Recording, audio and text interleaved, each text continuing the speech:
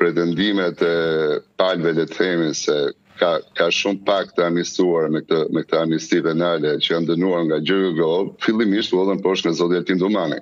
Mirë po tani edhe Komisioni Evropian e validon shqetësimin e zotit Domanit, do të thënë shprehet shumë i shqetësuar se si nga një bashkëpunim mes palëve janë liruar 40 persona të dënuar nga GJGO dhe i është ulur dënimi 65 tjerëve.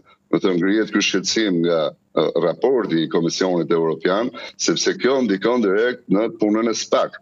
Ne nuk duhet të harrojmë në asnjë moment që nëse ka një institucion shqiptar të vlerësuar në këtë raport, është pikërisht SPAK, struktura e posaçme antikorrupsion. Dhe Komisioni e thot haptas që ndihet shumë i shqetësuar nga kjo amnisti penale, sepse kjo amnisti penale ndikon në luftën ndaj korrupsionit, domethënë pengon luftën ndaj korrupsionit. Këmbana duhet bien në Tiranë për këtë shqetësim të Komisionit Evropian, do të thojmë. Një tjetër shqetësim është mungesa e bashkëpunimit me institucionet, pra siç është Policia e Shtetit dhe SPAK për të luftuar krimin dhe korrupsionin. E ka shprehur zoti Dumani, tashmë është reflektuar edhe në raportin e SPAK, por edhe rritja e kapaciteteve dhe mbështetjes së SPAK për të bërë punën e tyre. Atëherë, Smarajda, kjo është shumë flagrante dhe për këtë ne nuk ishim nevojë të lexonim progres raportin e Bashkimit Evropian. Po kur na vjen nga Bashkimi Evropian i marrim më seriozisht se sa kur i themi vetë me vetes. Natyrisht, validimi i Bashkimit Evropian domethënë i jep një tjetër vlerë këtyre shqetësimeve. Por, drejtësisht mori, administratat kanë fuqi vetpastruese.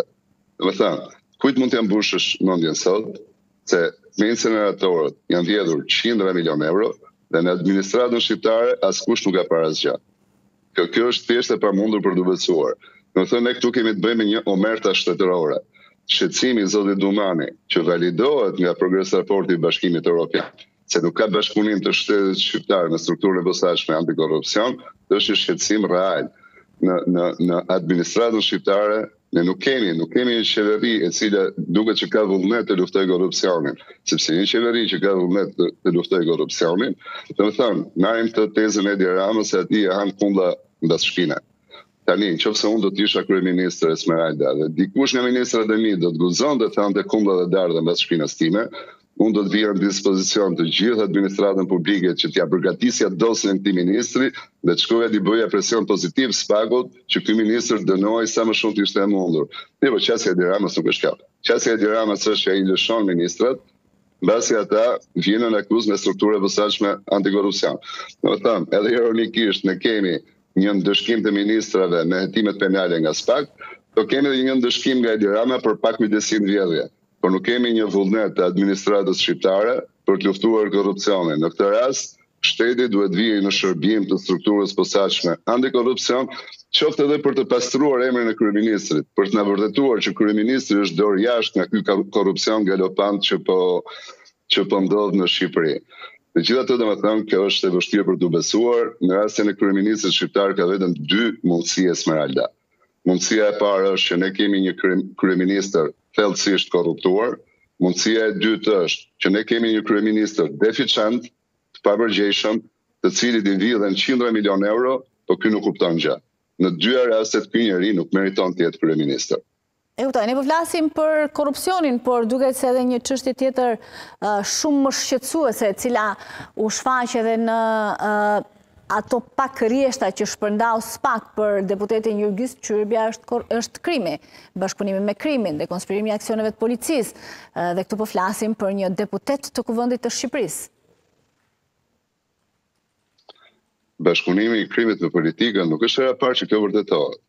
Ky është i shqetësim, domethënë, sepse nuk e di, unë ke pjesa e SPAK-ut e cila godet krimin, të them drejtën nuk kam qenë shumë i vëmendshëm dhe shumë i interesuar. Tek e fundit ka krim Belgjik më shumë se në Shqipëri. Ama diferenca është se kur gazetaria për shembull media tu në Belgjik raportojnë se me këtë çështje po merret prokuroria, nuk merren me gazetarët me atë punë. Pse? Se ka besim tek institucionet. Ndërkohë që bashkëpunimi i krimit në politikën në Shqipëri është i frikshëm dhe ka përçudnuar dhe rezultatet zgjedhore. Domethënë, bandat kriminale ndikojnë në votën e shqiptarëve. Natyrisht, domethënë që ky është një shqetësim i cili do duhet mobilizon të gjithë shtetin shqiptar. Por Esmeralda, unë besoj domethënë se ne do të kemi një normalizim situatës Shqipëri për sa i përket krimit të organizuar, lidhjes krim politik, korrupsionit etj. Kur të kemi një qeveri e cila vërtet do të luftoj krimin, vërtet do të luftoj korrupsionin, qeveria aktuale nuk na ka treguar një vullnet të tillë. Përkundrazi kemi shpesh flirte, një deputet i saj, shumë skandaloze, nuk e di, tu bie dhe analiza, bien komentet, bien gjithçka. Një deputet i mazhorancës, i asaj mazhorancë që qeverisë Shqipërinë, bashkëpunon me krimin e organizuar, duke trajtuar policinë e shtetit etj. Më thënë nuk e di, është fundi. Faleminderit shumë Albi që ishe sot me ne.